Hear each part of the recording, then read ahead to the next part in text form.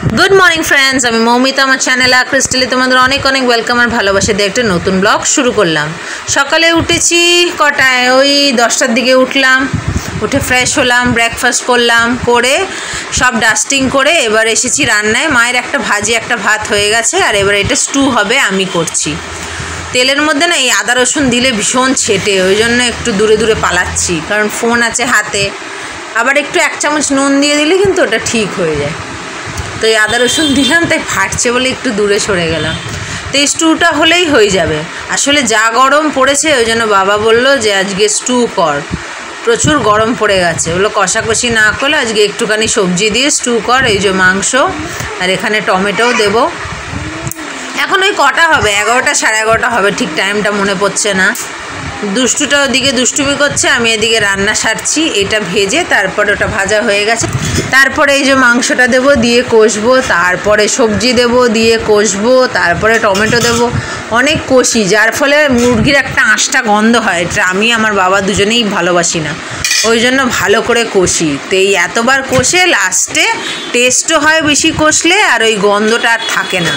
আমারও ওই জন্য ভালো লাগে না ওই গন্ধটা এলে। আমার বড়, তাই ও একদম খেতে চাইতো না, বলতো কি একটা গন্ধ। সত্যি আজকালকার মুরগিতে না একটা এমনি গন্ধ ছাড়ে, তো যতক্ষণ না ভালো করে কষা হয় ওটা গন্ধটা থেকেই যায়। ওই জন্য 3-4 রকমভাবে সেটাকে কষে করেছি, খুব সুন্দর হয়েছিল। আমার মেয়েও খেয়েছে, পাগল করে দিচ্ছে, ডিম ছাড়াবে। দিদুন কি ব্যবস্থা করছে, ডিম ছাড়াবে নাকি।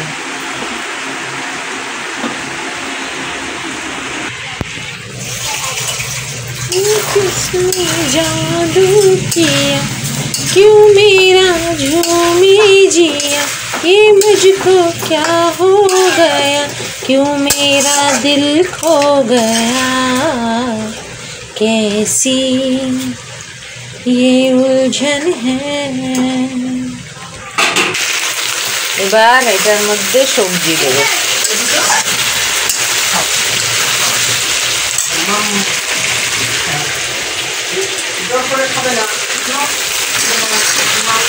পেঁপে, গাজর, আলু।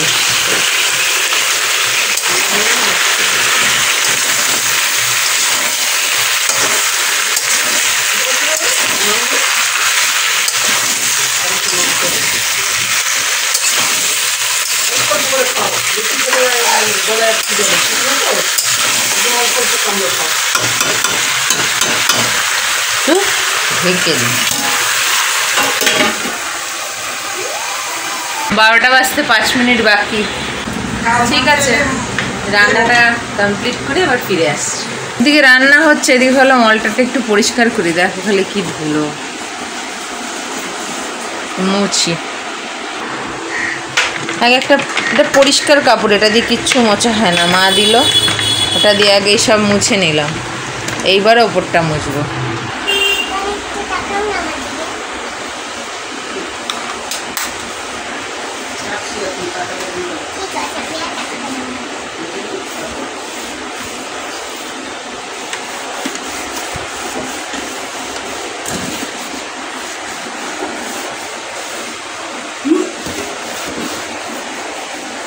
ওদিকে একবার গিয়ে নাড়া দিয়ে এলাম, ওটাও হচ্ছে এটাও হচ্ছে।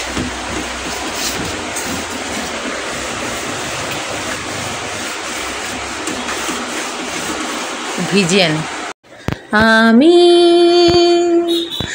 তারে দেখিনি, শুধু শুনেছি যে তিনি ক্রুশে প্রাণ দিয়েছে।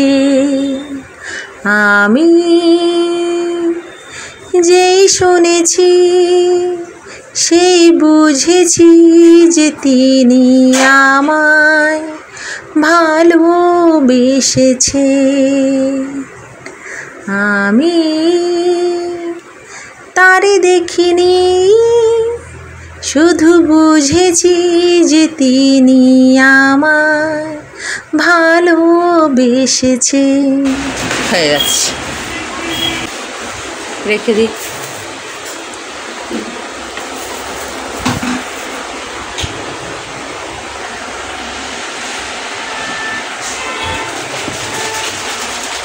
হয়ে গেছে, এটাও পরিয়ে দিয়েছি।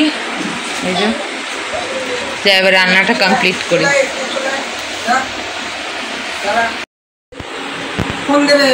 সারাদিন বদমাশি করে, সারাদিন বদমাশি করে। বাথরুম থেকে শুনছি চেঁচাচ্ছে এরা। 2:10। আজকে আমাদের হয়েছে ভাত, চিচিঙ্গে আলু ভাজি, আর এই যে স্টু, গাজর আলু পেঁপে দিয়ে চিকেন স্টু। একটু দেরি হলো কারণ দুটো বাথরুম মানে টয়লেট ধুলাম, কোমরটা প্লাস ইন্ডিয়ান প্যান, দুটো প্যানই ভালো করে ঘষে মেজে ধুলাম। বাবা এখন কাজে ব্যস্ত থাকছে তো পারছে না, সময় পায় না, তা আমি ওই জন্য ধুয়ে দিলাম। ধুয়ে তারপরে স্নান করতে গেলাম। এই স্নান করে এলাম, এবার দুষ্টুটাকে খাওয়াতে বসবো আর আমরাও খাওয়া দাওয়া সারি। হ্যাঁ বস বস বস। সন্ধেবেলায় মেয়েকে খাইয়ে দাইয়ে ফ্রেশ করিয়ে এই যে গেছিলাম চার্চে। ফাদার জর্জের আজকে নিয়ে 2 দিন 3 দিন রিট্রিট হবে, তো আজকে দ্বিতীয় দিন ছিল, তাই গেছিলাম মেয়েকে নিয়ে।